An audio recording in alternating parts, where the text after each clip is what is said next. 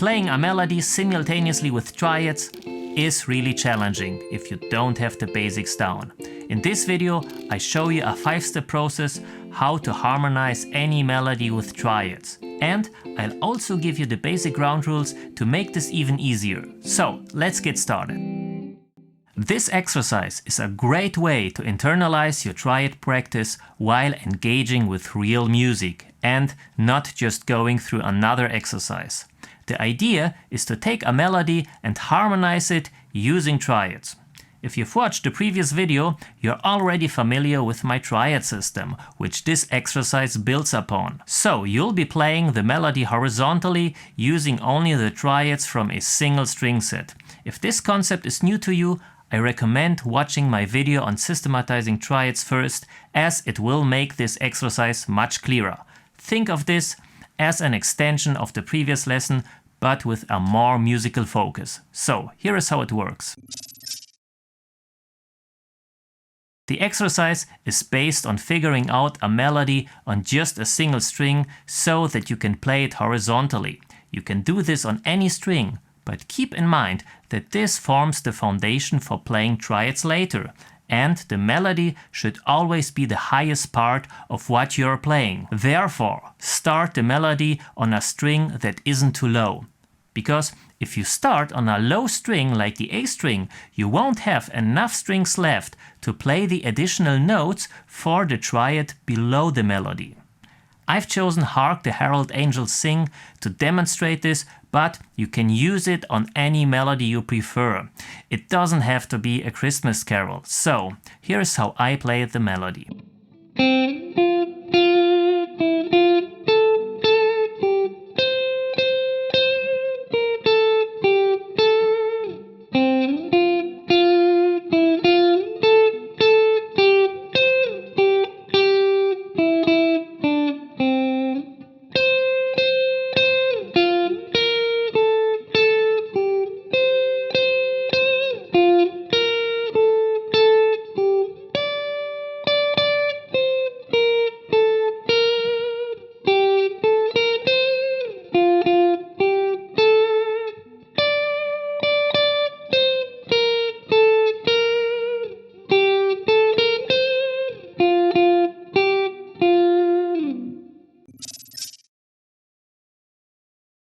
The first step is to determine the key and identify the key-related triads, because this will help us find the right triads. And to figure this out, simply take a look at the notes played throughout the melody and write them down.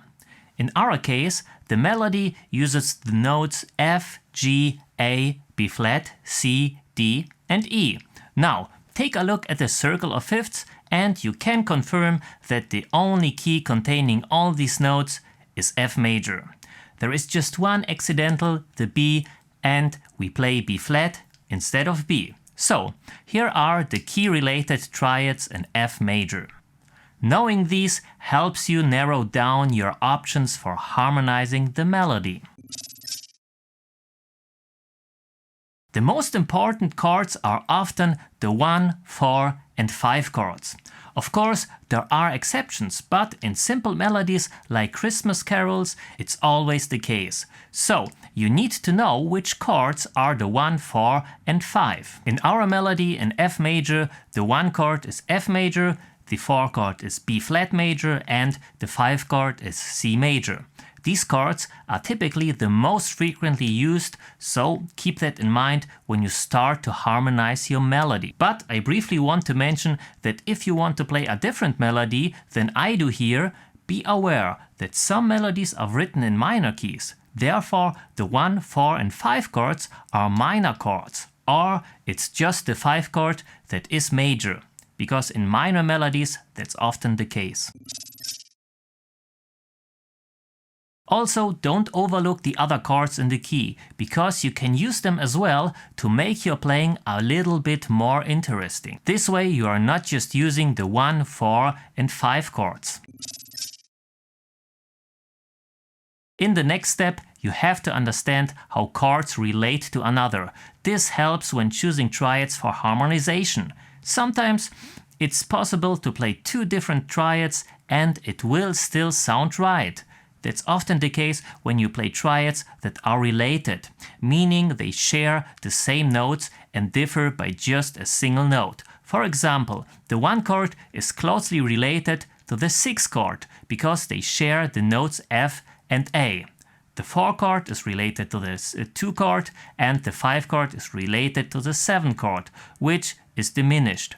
This phenomena is called third relationships. My tip here is to just be playful and see how often you can switch between those related triads to harmonize your melody without sounding off.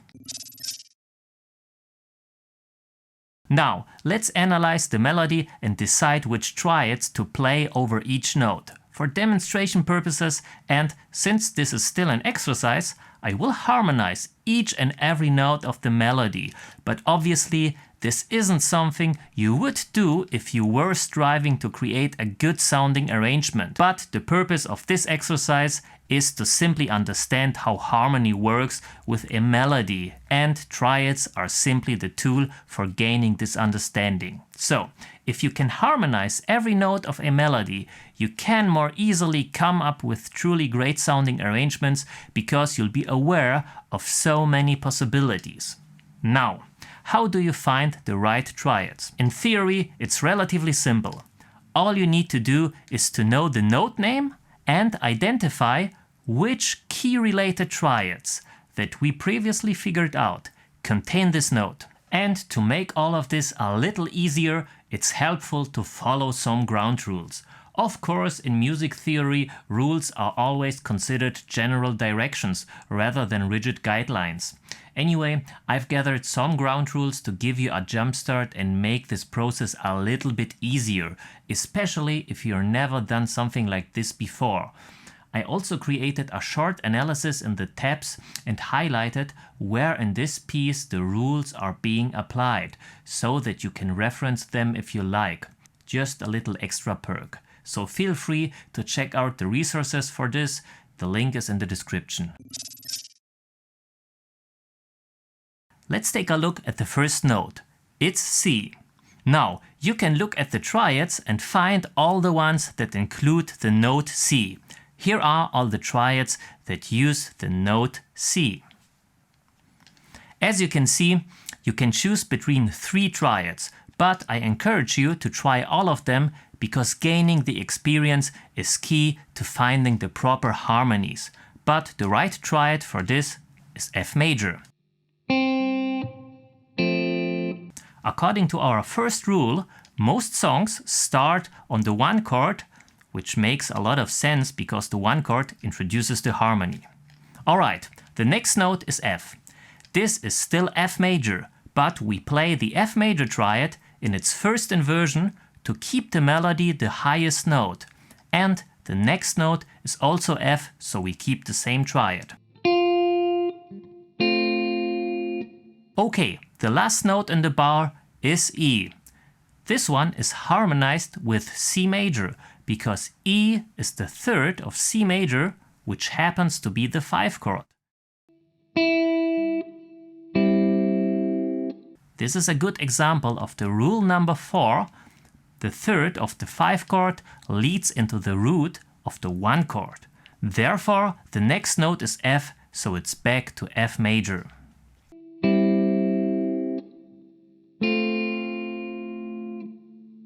Okay, the next 2 notes are A, so we stay in F major, but we change to the second inversion of the chord.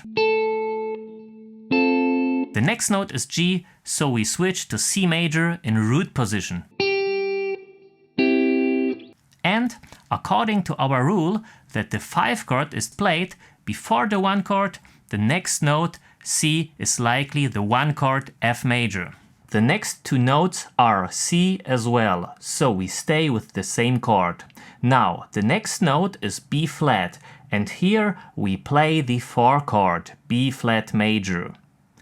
The next note, A, is harmonized with the 1 chord again. And the next note, G, must be C major because we need a 5 chord in order to close the bar on the 1 chord, F major. So the last note, A, is F major. I think you get the idea. Although it's relatively simple, it's likely that you'll need to spend some time trying a few triads before you get a good feeling for this. The thing is, this process is not always simple, nor can it always be covered with rules that you just follow to find the right harmony, especially when you're starting out. You'll likely encounter some parts or passages that are a little trickier, and I want to show you an example like this, one that is not so easy. In this case, we have to use a chord outside of the key of F major. Take a look at the last bar here and focus on the second note D. If we apply the same approach as before, we won't find the right harmony. In the key of F major, the note D appears in the triads G minor, B flat major and D minor, but none of these works here. That's because this song requires you to play a half cadence. A half cadence is characterized by ending on the dominant chord. The dominant is another term for the 5 chord, so when I say dominant, I mean the 5 chord. They're interchangeable. To make the dominant chord sound like the 1 chord, you need to introduce another dominant before it. In the key of F major, the dominant, or a 5 chord, is C major. So we ask, what is the dominant of C major? The answer is G major. Therefore, we harmonize the note D with a G major chord, which does not appear in the key of F major. So this is one of those phenomena that you might not easily figure out on your own, but you'll likely find the right chord if you trust your ears and intuition. So practice is essential for this, and obviously it takes time, so be patient. I think the principle behind finding the right triad is relatively simple, but I've created tabs where I harmonized the entire melody properly so you can refer to them if you struggle to figure this out on your own. If you practice this, you'll be able to come up with your own arrangements for any melody on the guitar. This exercise is just a solid foundation for developing this skill. Knowing how to harmonize a melody is essential for creating great arrangements. And if you like to hear my arrangement of this beautiful melody, you can watch it here. Anyway, I hope you find this concept helpful and useful. If you have any questions, let me know in the comments. And until then, have fun, stay tuned, and have a Merry Christmas.